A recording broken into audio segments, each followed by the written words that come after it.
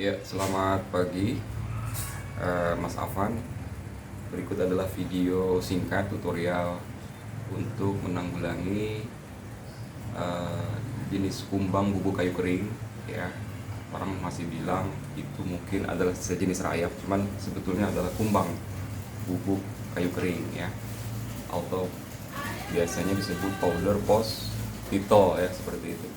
Biasanya kalau di properti kayu, baik itu di hotel, di kapal, interior dalam seperti itu, biasanya ada sebuah kotoran di bawah lantai atau di bawah spring bed atau di atas spring bed, bubuk seperti ini Pak. Coba di zoom Pak. Ya, bubuk seperti ini. Karena mendekati kayu, orang menganggap ini adalah rayap. Ini juga perusak, salah satu perusak daripada kayu, namanya kumbang bubuk kayu kering seperti itu. Dia pelan tapi pasti, utuh di luar tapi dalamnya keropos karena setiap hari dikeluarkan kotoran-kotoran kayu yang dimakan oleh kumbang bubuk kayu kering itu, seperti itu.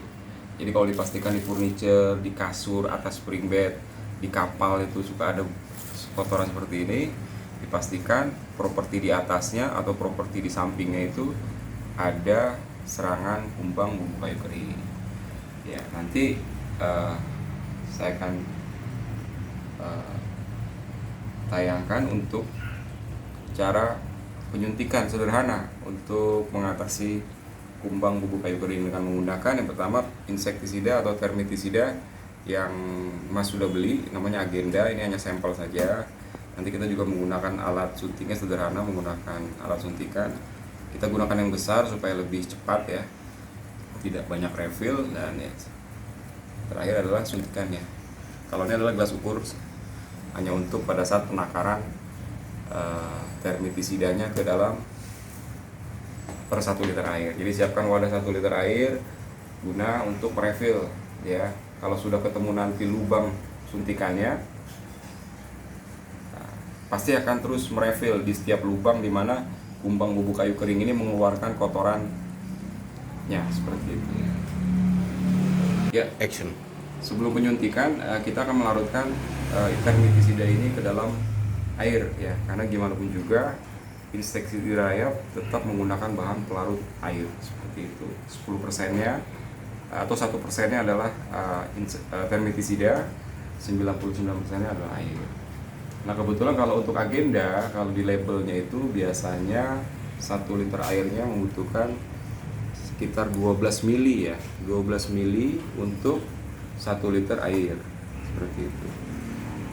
Nah, ilustrasi aja ya Mas Afan ya, Mas Junan, bahwa kita gunakan sarung tangan ya, sarung tangan ya, terus kita buka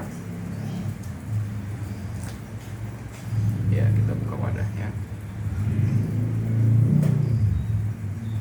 ya, kita ambil 12 mili ya Pak untuk 1 liter air.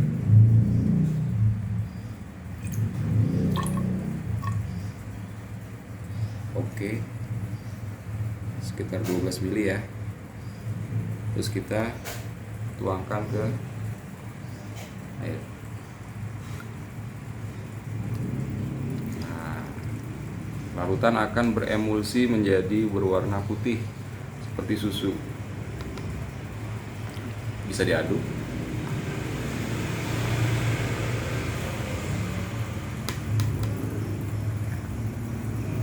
Nanti apabila diperlukan refill ya, bisa terus ditambah, tapi usahakan kita mengambil setiap 1 liter air supaya tidak mubazir. Kalau kita melarutkan sampai 5 liter air, belum tentu kita nanti menyuntikkan sampai sejauh itu.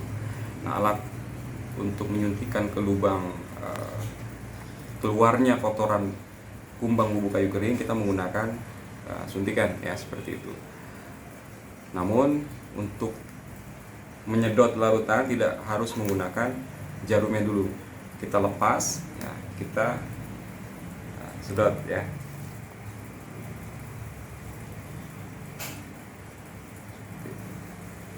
Oke, nah, larutan sudah siap untuk disuntikan. Nah, kita pasangkan jarumnya.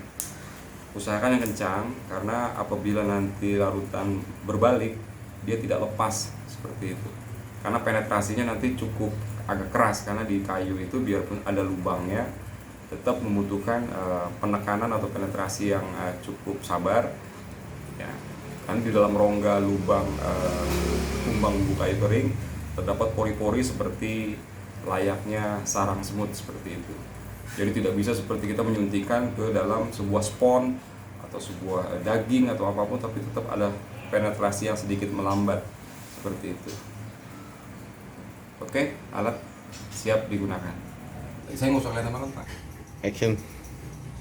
Oke, ini salah satu contoh bila kita di dalam koridor properti apapun menemukan butiran daripada kotoran kumbang bubuk kayu kering atau powder post beetle ya. Nah, dipastikan di lurusan atasnya pasti ada sebuah lubang yang nanti akan berjatuhan kotoran yang dikeluarkan oleh kumbang bubuk kayu kering. Nah, arah jatuhannya bisa dari properti yang vertikal, bisa juga dari properti yang horizontal. Jadi misalnya bisa juga dari atap daripada sebuah properti, misalnya plafonnya. Ya, itu harus dicari dulu, Mas. Atau kalau di kotorannya itu ada properti vertikal kayu, bisa juga nanti lubang-lubang itu dari sisi kayu yang vertikal. Bisa juga dari kayu yang horizontal seperti plafon. Itu harus kita cari dulu ya. Saya sudah menandakan supaya lebih cepat. Contoh seperti ini ya, kotorannya ada di bawah ya, seperti itu. Nah, langsung kita tarik lurus, kita cari raba di properti atas. Nah, itu ditemukan sebuah lubang. Nah, ini Pak. Nah, lubangnya sangat kecil, Mas. Ya, lubangnya sangat kecil. Kalau bisa sebelum mempersiapkan yang lain, kita coba tandakan dulu dengan menggunakan gitu seperti itu. Lalu kita siapkan larutan termitisidanya.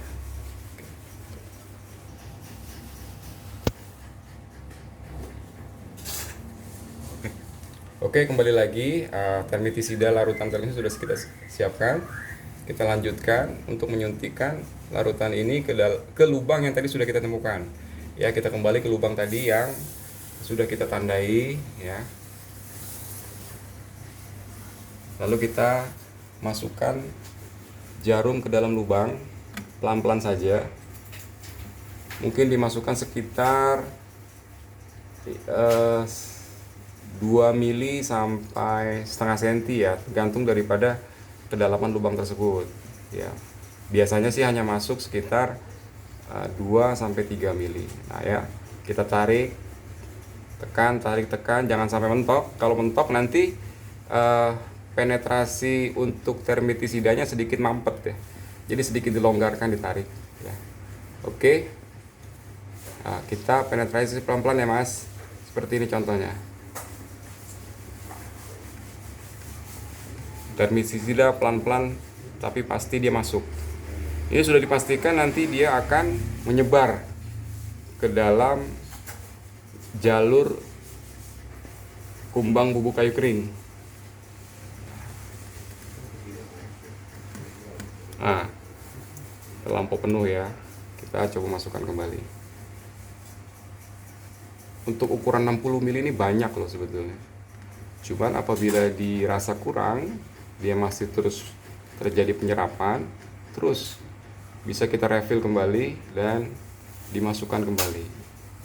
Biasanya kalau ada lubang lebih dari satu berdekatan dengan lubang yang kita suntik, dia akan tembus ya, akan keluar larutan ini ke lubang lainnya.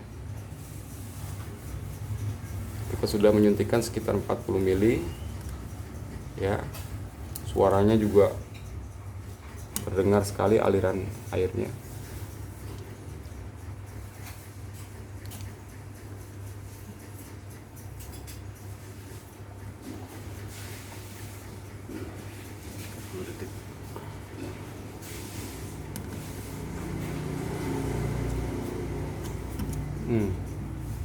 Terus